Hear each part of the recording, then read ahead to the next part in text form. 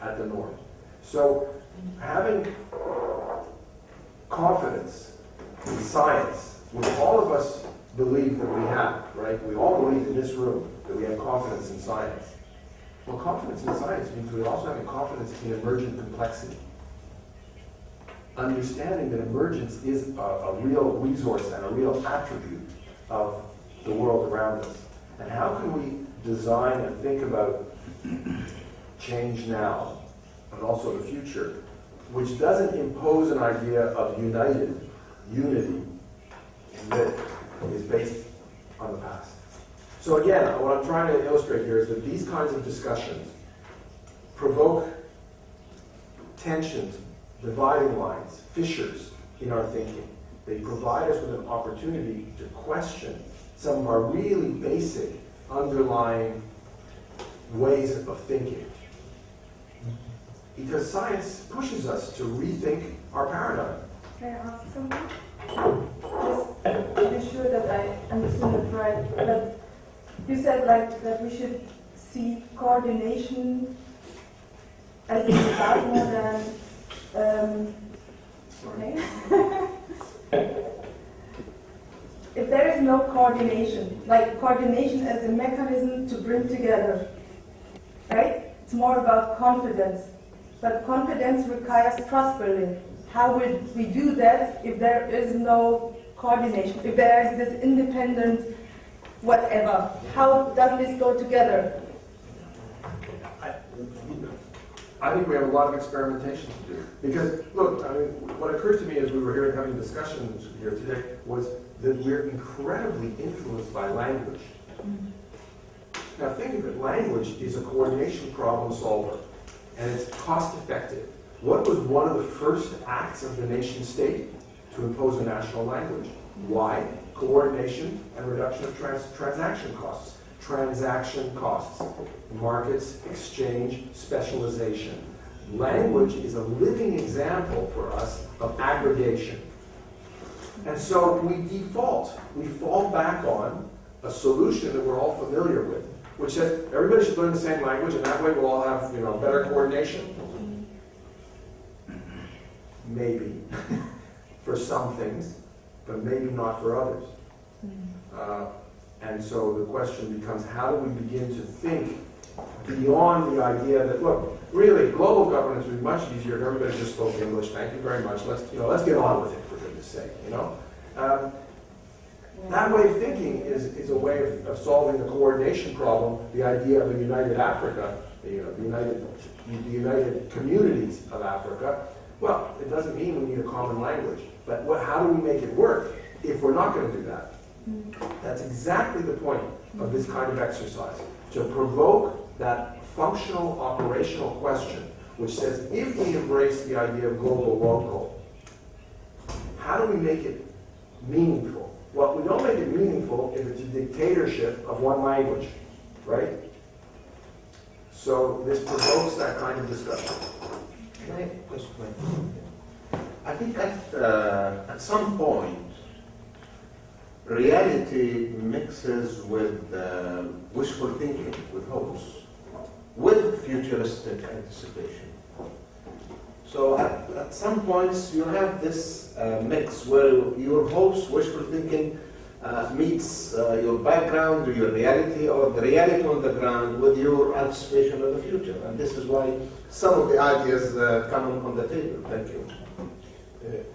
And by the way, that's exactly the point again, okay? The fact that you just articulated it the way you did is part of what it means to be futures literate. In other words, you begin to distinguish between anticipation as hope, anticipation as preparation, anticipation as planning, anticipation as exploration, and opening our minds to phenomena that are invisible because of a particular idea of the future that makes the emergent phenomena unnameable, even if they exist. And so all of that implies a more sophisticated approach, because of course you're right, that in reality, it's all mixed together. This is an analytical exercise that we're trying to improve our capacity to use the human mind to understand the world around us in its fullness. which is fantastic. I mean, what's wonderful is that reality continuously provokes us, pushes us to expand our capacity to make sense of what's going on, what takes place around us. So, next group.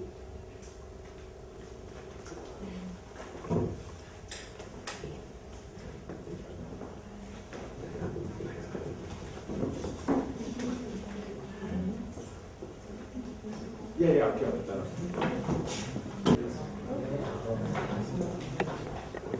J'ai l'honneur de représenter notre groupe pour être rapporteur et pour présenter les conclusions de nos travaux et apporter sur l'image de l'Afrique en 2045. Et l'image que nous proposons s'appuie sur deux scénarios essentiels. Le premier scénario, c'est Afrique-Mer, c'est l'image d'une société africaine hydrique s'appuyant sur la domestication de la mer qui devient une ressource centrale dans cette Afrique. Et dans une telle société, l'utilisation de l'eau comme réservoir de mémoire serait essentielle. Nous entendons par là, par exemple, la construction des universités,